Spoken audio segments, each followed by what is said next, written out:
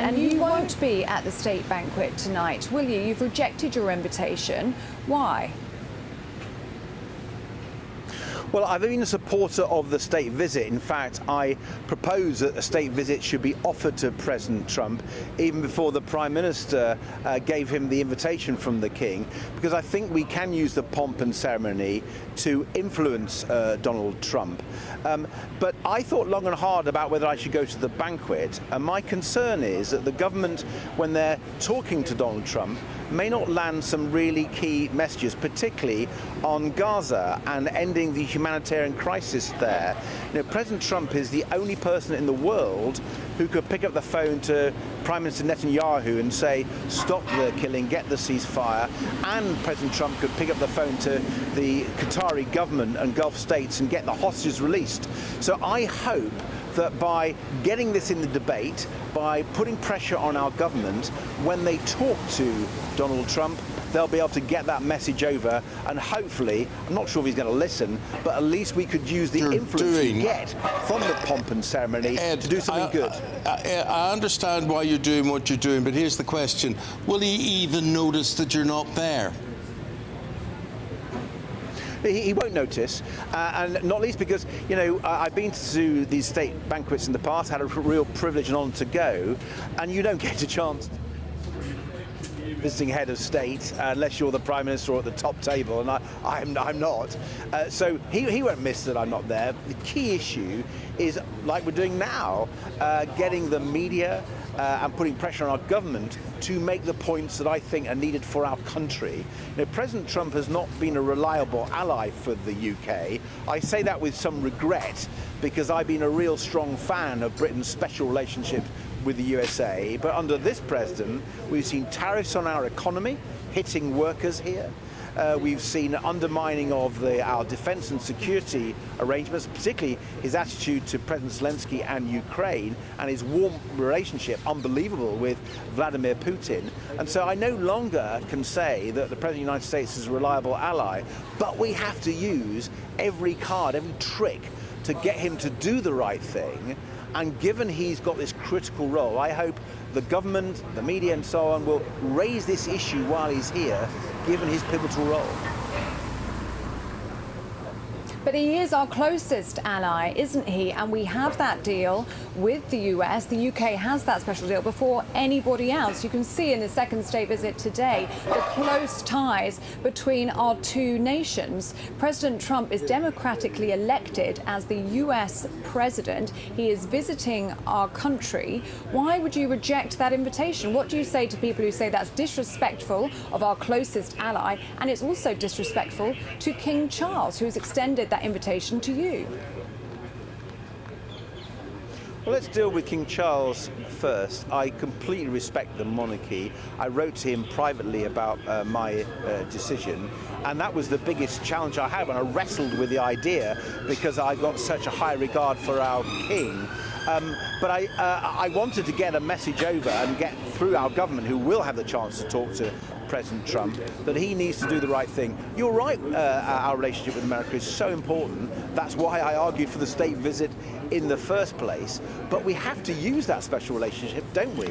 For our own country, for our economy, for our security, and for getting peace in other parts of the world. You know, President Trump says he wants the Nobel Peace Prize. Well, let him earn it. Let him get peace in Gaza. Let him end the humanitarian crisis in the way that I have argued for. Do you think that he is a man who could simply pick up the phone and tell Netanyahu, hey, lay off?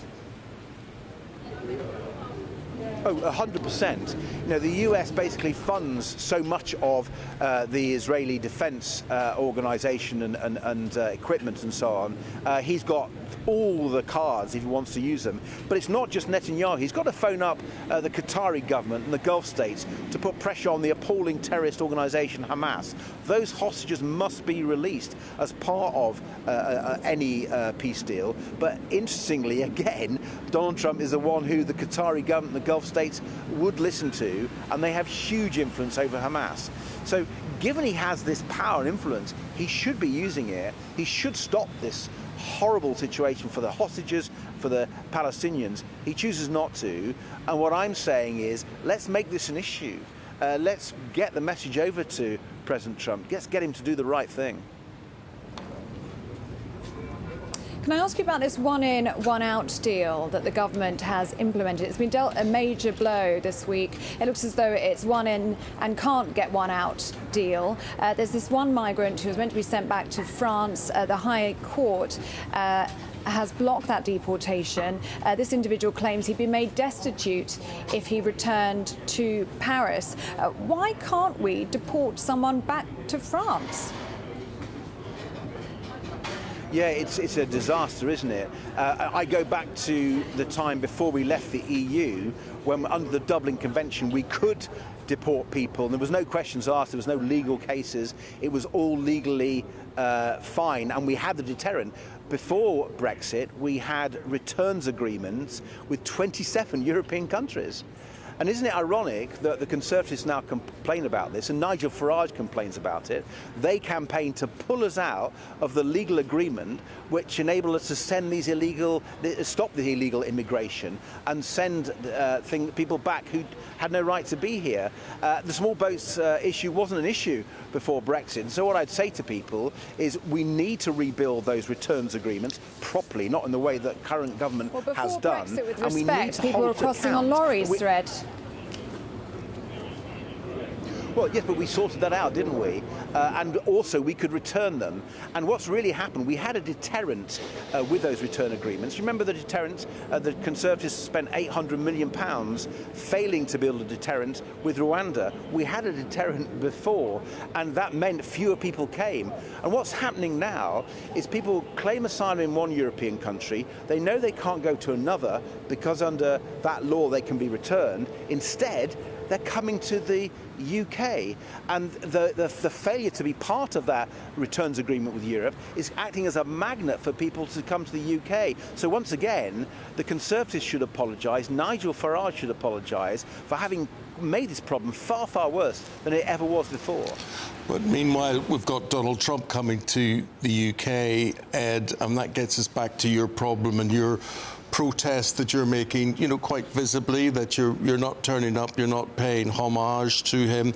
Michelle O'Neill, the First Minister in Northern Ireland, she's doing exactly the same. She's faced a lot of flack because some people think that, oh, we could be missing out on trade deals for Northern Ireland here as well.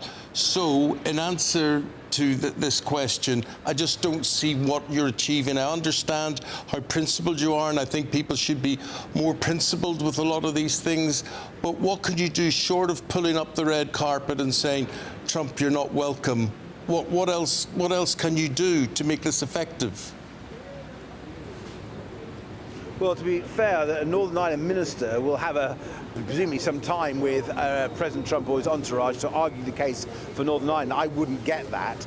But we need to, I think, call out President Trump far more, be far tougher. I've been very disappointed that, have Nigel Farage cheerleading for Donald Trump and the Tories not criticising Donald Trump, and our government being quite craven, when actually other governments have stood up to Donald Trump.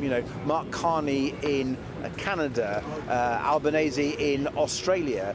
And what we need to do is strengthen our hands so we can strong against the way Trump has treated our country, our economy, our defence. And the way you do that is you build alliances with others who believe in free trade, who believe in cooperation in a friendly way. And I think of our Commonwealth allies. I mentioned Canada, Australia, I could talk about India and others, our European allies, of course, and our friends in Korea, in Japan. And it's not that I don't want a great relationship with the US. I value that relationship huge. But we have a president of the United States who's unlike any other. And, in his book, The Art of the Deal, he basically says, unless you're tough, he'll walk over. And that's what he's doing at the moment.